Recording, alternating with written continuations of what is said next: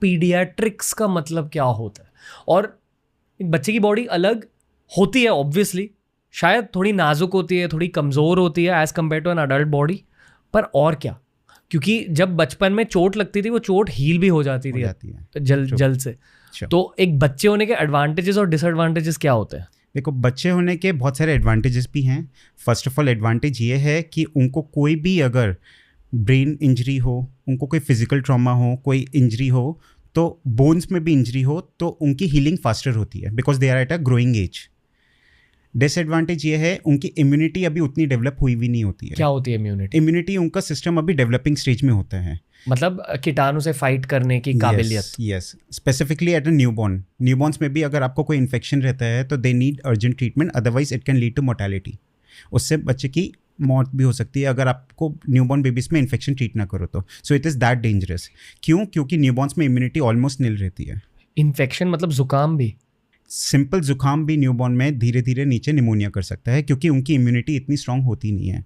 But as the child grows, जैसे जैसे बच्चा बड़ा होता है उनका इम्यून सिस्टम डेवलप होता है। They are expose to more and more viruses, they are expose to more and more bacteria and they get vaccines also and then they get immunized, then they get immune to those bacterial and viral infection and then their body gets strong. Okay.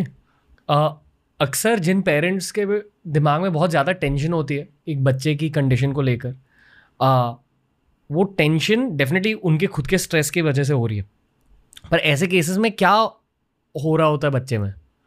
इतनी tension क्यों? क्योंकि उनके लिए पूरी life है उनका बच्चा, वो सब कुछ कर सकते हैं अपने बच्चे के लिए। अगर बच्चों को बुखार भी अगर 3 दिन से ज़्यादा रहता है तो पेरेंट्स बहुत टेंशन में हो जाते हैं और कोई प्रॉब्लम तो नहीं है। खुद पे फीवर हो चाहे वो 10 दिन भी हो, पेरेंट्स को इतना प्रॉब्लम नहीं होता है, वो अपना दवाई लेते हैं। बट बच्चों में अगर फीवर थोड़ा सा भी प्रोलॉन्ग हो जाए, हाई फीवर हो, कुछ प्रॉब्लम हो, पेरेंट्स बहुत जल्दी स्ट्रेस आ जाते हैं। क्यों? क्योंकि एक तो उनका ब्रेन भी इतना मेच्योर नहीं होता है, तो अगर फीवर भी हाई फीवर है तो they are at risk of fits आना, क्योंकि फीवर जो होता है वो कई बार दिमाग में चढ़ जाता है बच्चों को, दौरे पड़ते हैं, तो they are at risk of febrile seizure till the age of 5 years। मतलब अगर बॉडी के अंदर बुखार ज़्यादा हो गया तो दौरे पड़ सकते हैं up to the age of 5 years usually. और ये नॉर्मल चीज़ है? बिल्कुल नॉर्मल है और ये बहुत कॉमन है।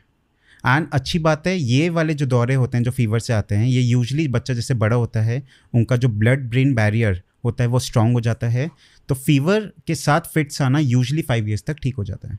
यूजुअली जो फीवर के साथ फिट्स आते हैं वो सेल्फ लिमिटिंग होते हैं, वो अपना आप ही कुछ सेकंड्स में रुक जाता है। कुछ सेकंड्स में? हाँ, 15 to 30 seconds। बट अगर वो फिट्स ज़्यादा देर तक आएँ तो you should definitely reach an emergency. वहाँ पे उनको कुछ मेडिसिन दी जाती है टू स्टॉप दैट फिट। ज़्यादा देर मतलब कितनी? ज़्यादा देर मतलब मोर देन 2 minutes अगर वो फिट्स हों तो ये लाइफ थ्रेटनिंग होता है एंड उस केस में आपको इमरजेंसी में जाना होता है।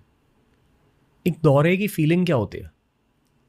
दौरा बेसिकली बच्चा अनकॉन्शियस हो जाता है, बच्चे को इन्वायरमेंट का नहीं पता होता है, दांत को क्लेंच करता है, हाथ पैर टाइट कर लेता है ऐसे। एंड इसमें 2-3 चीज़ें जो पेरेंट्स गलतियां करते हैं वो चीज़ नहीं करनी चाहिए। नंबर 1, दौरे के दौरान बच्चे को सीधा ना लेटाएं, उसको करवट करके लैटरल पोजीशन में लेटाएं।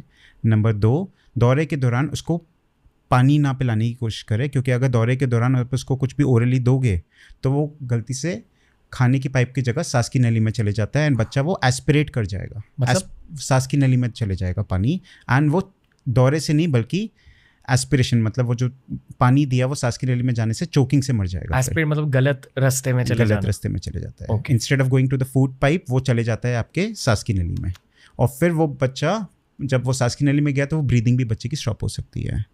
एंड तीसरा, जब भी बच्चे को फिट्स आए, कई बार होता है कभी पेरेंट्स झाड़ रहे हैं, कभी कुछ कर रहे हैं, तो वो सब ना करके instead of wasting time on that, parents should reach the emergency on time, क्योंकि अगर टाइम पे ट्रीटमेंट मिलेगा तो baby will be fine. Okay.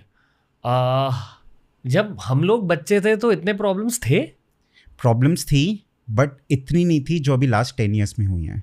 अब ज़्यादा हो चुके हैं बहुत, almost like 4 times। Almost 4 times? हाँ, एनवायरमेंट की वजह से।